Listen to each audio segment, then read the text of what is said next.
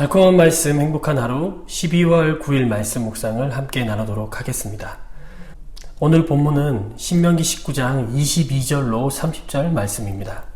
그들이 마음을 즐겁게 할 때에 그 성읍의 불량배들이 그 집을 에워싸고 문을 두드리며 집주인 노인에게 말하여 이르되 내 집에 들어온 사람을 끌어내라. 우리가 그와 관계하리라 하니 집주인 그 사람이 그들에게로 나와서 이르되 아니라 내 형제들아 청하노니 이 같은 악행을 저지르지 말라. 이 사람이 내 집에 들어왔으니 이런 망령된 일을 행하지 말라.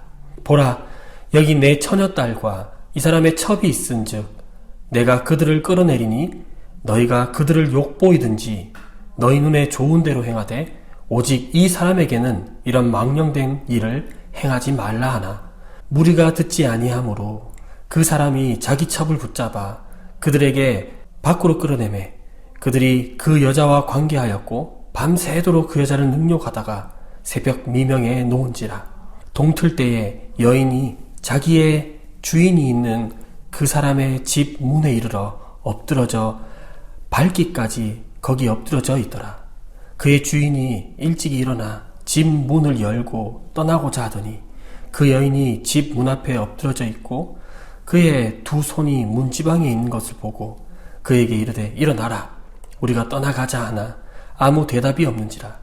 이에 그의 시체를 나귀에 싣고 행하여 자기 곳에 돌아가서 그 집에 이르러서는 칼을 가지고 자기 첩의 시체를 거두어 그 마디를 찍어 12덩이에 나누고 그것을 이스라엘 사방에 두루 보내매 그것을 보는 자가 다 이르되 이스라엘 자손이 애굽 땅에서 올라온 날부터 오늘까지 이런 일은 일어나지도 아니하였고 보지도 못하였도다. 이 일을 생각하고 상의한 후에 말하자 하니라.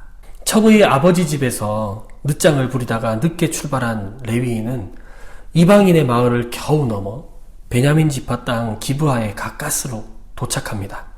그러나 누구도 그를 영접해주지 않았습니다. 레위인은 레위 지파 사람도 아니고 그곳에 잠시 머물러 있는 에브라임 지파의 노인 집에 머무르게 되었습니다.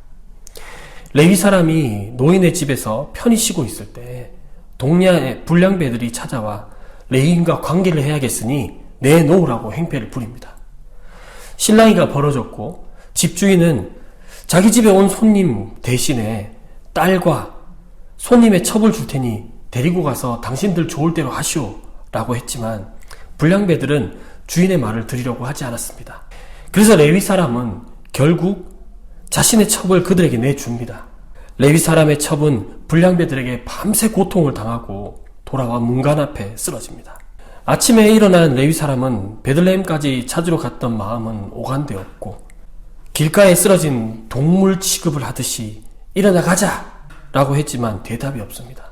첩을 나귀에 싣고 예루살렘 자기 집으로 돌아와 첩의 몸을 12동이로 나눠서 12지파에 보냅니다.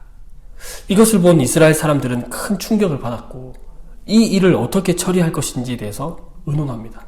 기브아 불량배들의 요구에 노인은 자신의 딸과 손님의 첩을 주겠다고 협상을 합니다. 하지만 이는 죄를 또 다른 죄로 막아보려고 하는 악한 협상에 불과했습니다. 하나님의 말씀이 기준이 되지 않는다면 제 아무리 좋은 대안이라고 할지라도 또 좋은 판단이라고 할지라도 끔찍한 악행이 될 것입니다.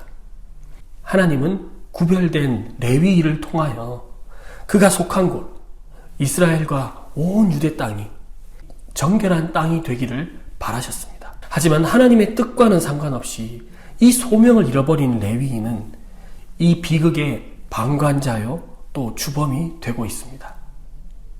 하나님 없이 각기 자기 소견대로 살다가 비극을 맞이하게 되는 이 스토리를 보면서 사랑하는 강서공동체 여러분, 오늘 본문에서 도대체 하나님의 뜻대로 행동한 사람은 누구입니까?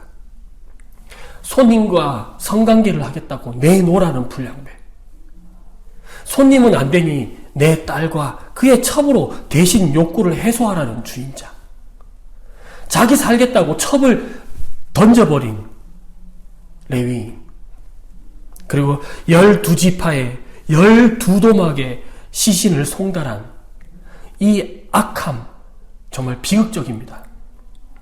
하나님과의 약속을 잃고 각기 제 갈 길로 살아가는 삶이 바로 죄입니다. 죄는 자기 자신을 파멸할 뿐만 아니라 가정과 공동체를 파괴합니다. 여러분, 이렇게 선포합시다. 소명을 잃은 삶은 죄를 낳고 죄는 가정과 공동체를 파괴합니다.